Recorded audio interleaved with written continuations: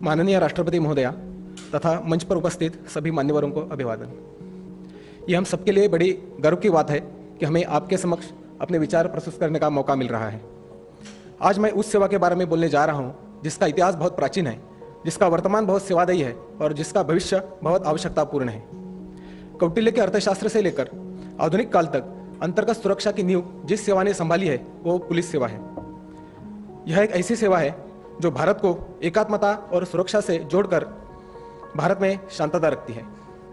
महोदया, मैं महाराष्ट्र के एक छोटे गांव से आया हूं जो एक कृषि प्रधान गांव है, पर वहां पर भी लोगों की सेवा करते वक्त पुलिस को मैंने हर रोज देखा है और वहां पर लोगों के मन में पुलिस के बारे में जो सम्मान और विश्वास है, यही भारतीय पुलिस का यश है, ऐसा मैं कह सकता हूं।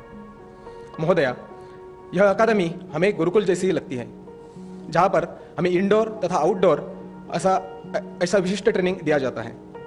यहाँ पर विविध विषयों के साथ साथ समय व्यवस्थापन, अनुशासन, आत्मनिर्भरता ऐसे संस्कार हमें दिए जाते हैं, जिससे मेरे जैसे अनेक किसान पुत्रों को विद्यार्थी से अधिकारी बनाने में यह अकादमी बहुत अच्छा रोल प्ले करती है।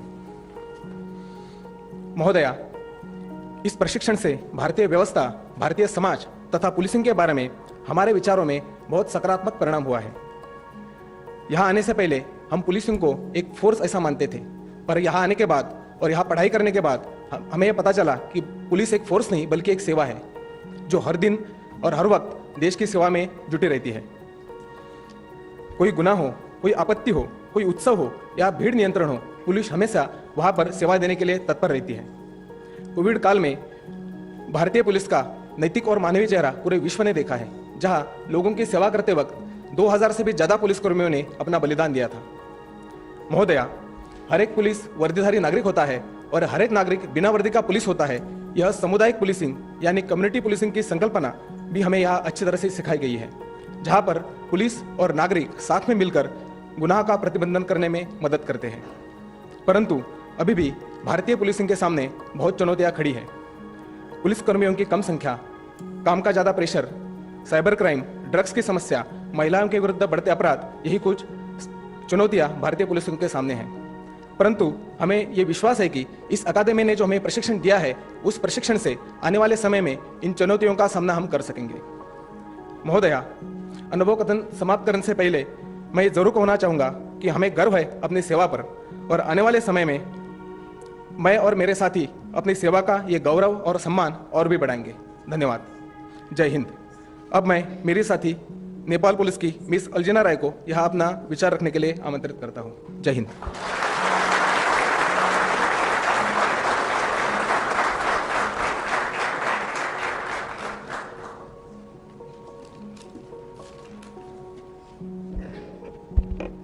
माननीय राष्ट्रपति महोदया तथा मंच पर उपस्थित गणमान्य अतिथिगण, आज इस अवसर पर मेरे अनुभव को आपके समक्ष प्रस्तुत करना मेरे लिए बहुत सम्मान और गौरव की बात है।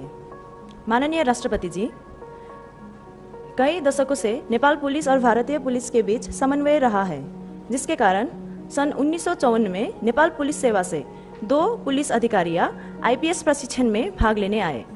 इसी तरह हम नेपाल के 5 चयनित पुलिस अधिकारी 28 मार्च 2022 को आईपीएस प्रशिक्षण में भाग लेने के लिए सरदार वल्लभ भाई पटेल नेशनल पुलिस एकेडमी में आए और हमें यहाँ प्रशिक्षित हुए लगभग 10 महीने हो गए हैं।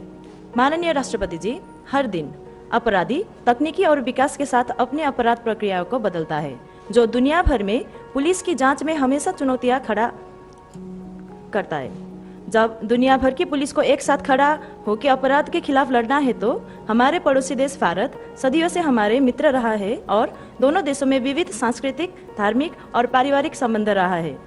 यही रिश्ते के साथ पुलिस की क्षमता बढ़ाने के लिए अपराध नियंत्रण और जांच में एक दूसरे की मदद करने के हेतु ये एक विशेष मंच है।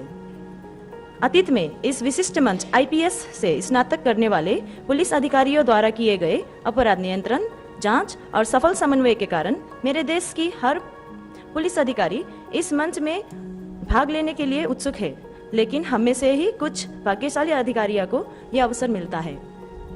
माननीय राष्ट्रपति जी, मैं ये कह सकती हूँ कि हमने आपसी समन्वय और मौजूदा कानूनों के अनुपालन के माध्यम से एक दूसरे का साथ सहयोग और समन्वय किया है, जबकि हमारे दोनों देशों की खुली सीमाओं के कारण अपराधी सीमा पार छिप सकते थे। इतना ही नहीं, बल्कि दुनिया के अन्य हिस्सों में किस तरह की समाज मौजूद है, अपराधों की प्रकृति क्या है, भविष्य में हमारे कानून लागू करने वालों के लिए क्या अवसर या चुनौतियां हैं, यहाँ बैठे विभिन्न देशों के पुलिस अधिकारियों के भागीदारी से स्पष्ट होता है।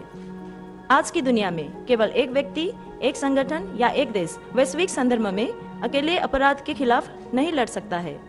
मैं अपनी विश्वास व्यक्त करती हूँ कि इस एकेडमी में दुनिया के उत्कृष्ट पुलिस अधिकारियों से प्रशिक्षण प्राप्त करने से हमें और हमारे आने वाले पीढ़ियों को सुरक्षित दुनिया बनाने में मदद मिलेगी। मैं सरदार वल्लभ भाई पटेल नेशनल पुलिस एकेडमी को इस सम्मानित सभा में मेरे कुछ शब्द बोलने का अवसर देने के लिए धन्यवाद देना चाहती हूं और मैं ये आश्वासन देना चाहती हूं कि भविष्य में समन्वय और कानूनों की अनुपालन द्वारा अपराधों को रोकने के लिए हम अपनी पूरी कोशिश करेंगे। धन्यवाद।